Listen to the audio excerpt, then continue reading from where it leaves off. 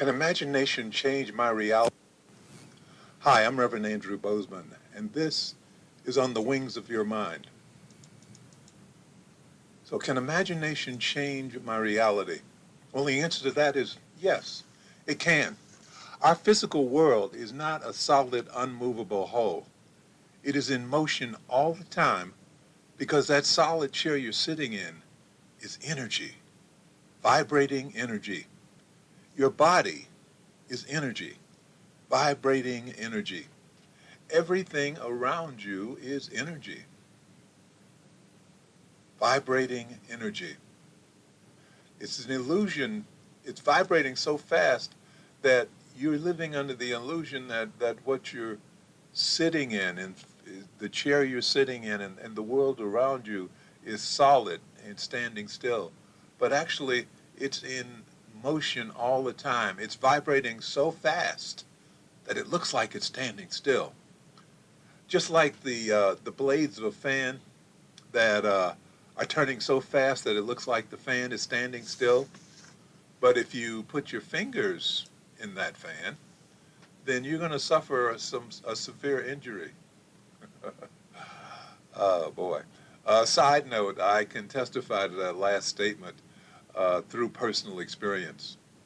One day, many years ago, I was, something happened to my car, and I looked under the hood.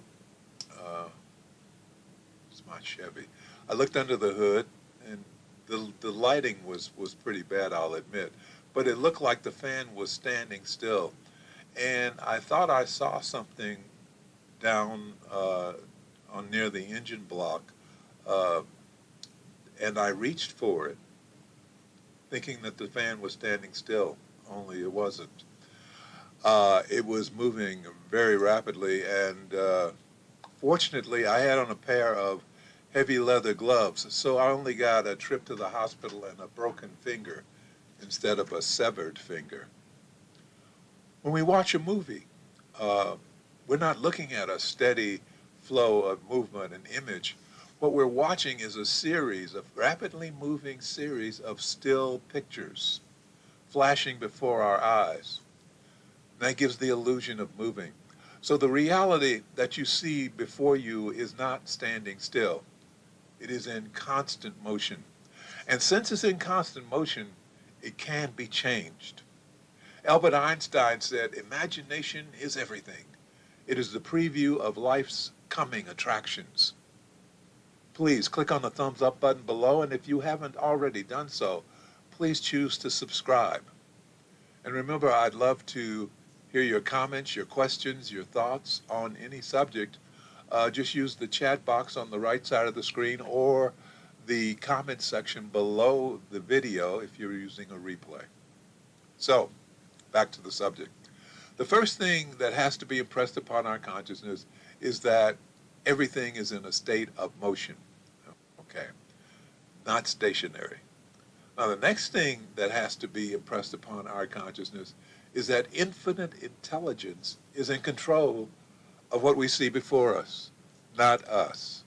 Infinite intelligence has the power to change everything. And it can change everything through us because we are individualized expressions of infinite intelligence. But never forget, infinite intelligence is in control.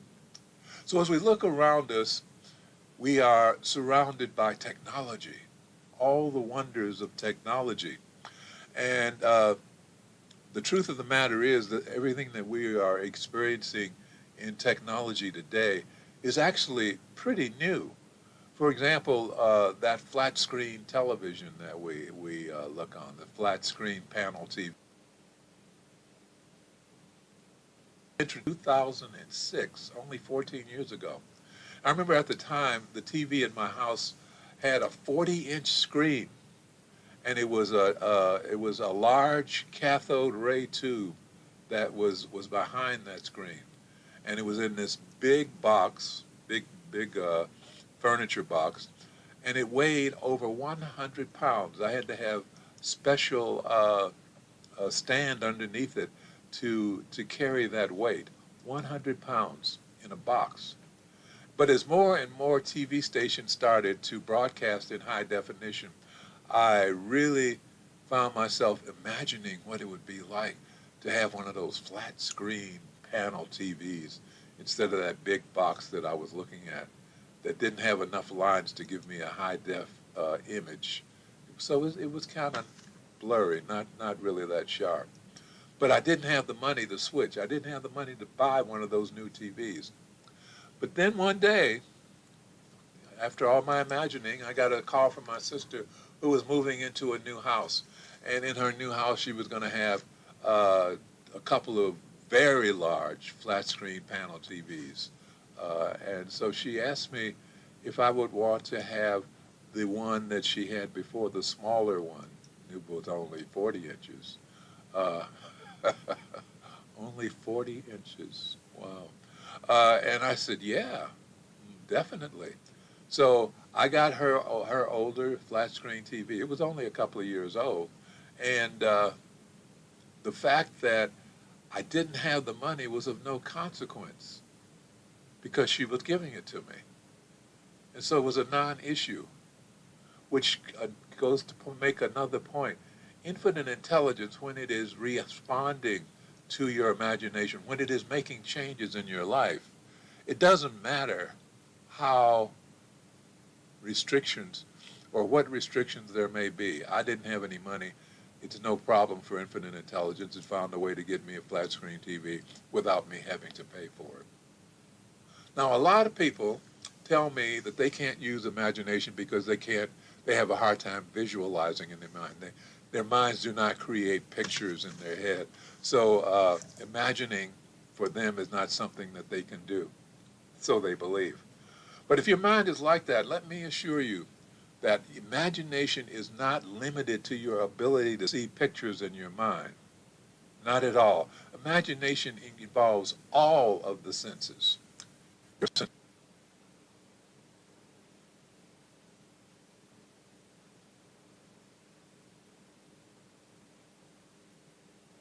All valid expressions of your imagination.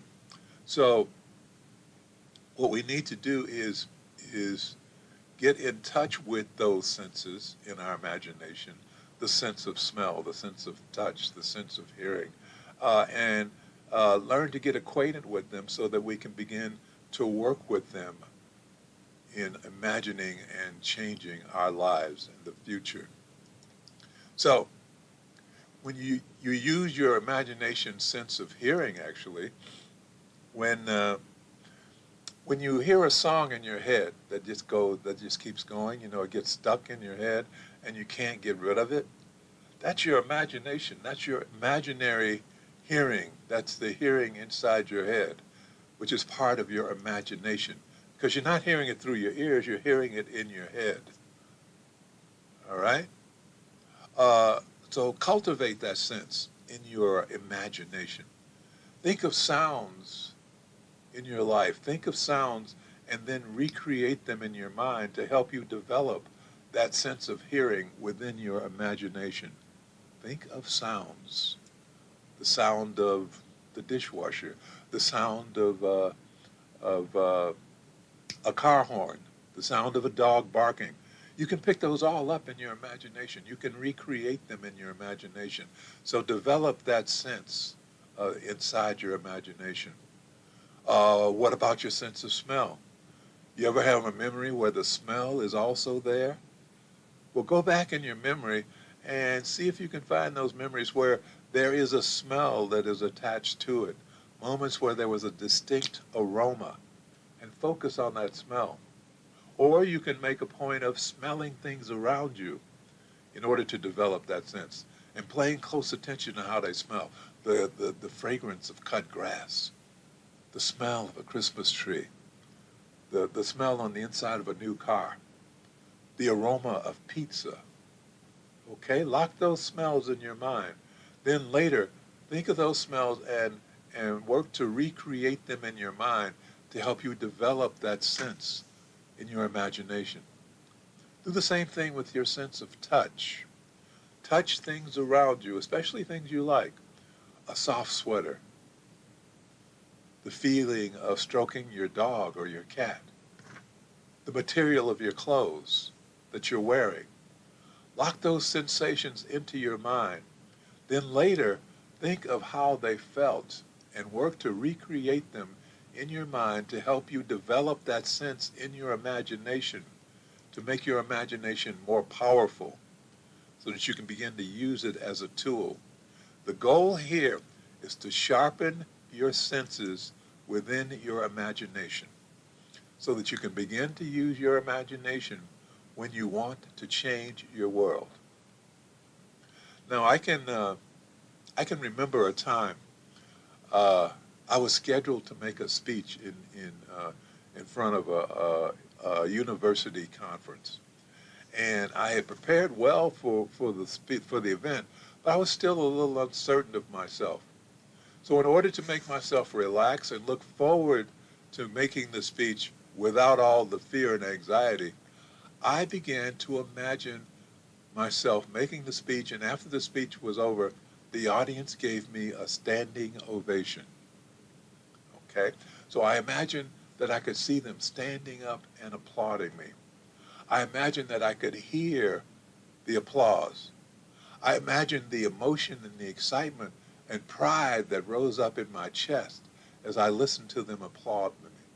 I imagined how big my smile would be on my face, and as I listened to all this and felt the energy of their applause wash over me.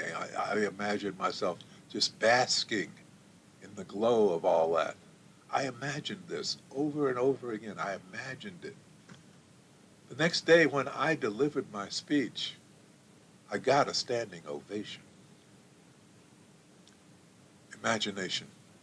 It can change your reality. Work on it. Develop it. Learn how to use it, and it will serve you well.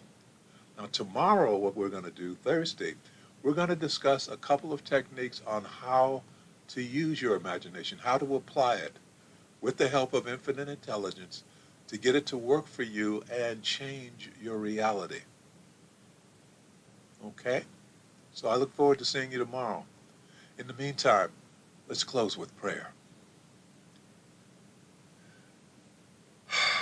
Thank you, Infinite Intelligence. Thank you for bringing us, all of us, together in this life so that we may become spiritual warriors and join in the work we have come here to do. Thank you, Infinite Intelligence, for bringing us into this space of awareness and a deeper understanding of ourselves and our relationship to life and infinite intelligence. Thank you for showing us who and what we really are. We open our minds and our hearts to the truth of our being. We are the children of God. We are individualized expressions of infinite intelligence. And because we are part of the greater whole, we're beginning to understand our value to the continuity of life on this planet. And as we become channels of your power, infinite intelligence, we can feel your presence within ourselves and within our lives more and more. And we know that as we feel your presence within our lives every day, we will rise because we are no longer cut off from you by being immersed in the darkness of fear, anger, and the pain of unforgiveness. So we are now restoring our connection through the grace of forgiveness, knowing that as we learn to forgive ourselves for the pain that we have caused to ourselves, and as we learn to forgive those who have inflicted pain upon us, our connections will grow stronger and our lives will grow happier and healthier and more prosperous. And for this, we are truly grateful. As above, so below. As within, so without. And so it is. Amen. Please click on the thumbs up button. And if you haven't already done so, please choose to subscribe. Remember, I would love to hear your thoughts and your comments and your questions. Please use the chat box on the right side of the screen or the comment section below the video. In the meantime, thank you. Thank you very much for watching. And I will see you tomorrow as we discuss how to apply your intuition. Thank you. I am Andrew Bozeman, and this is on the wings of your mind.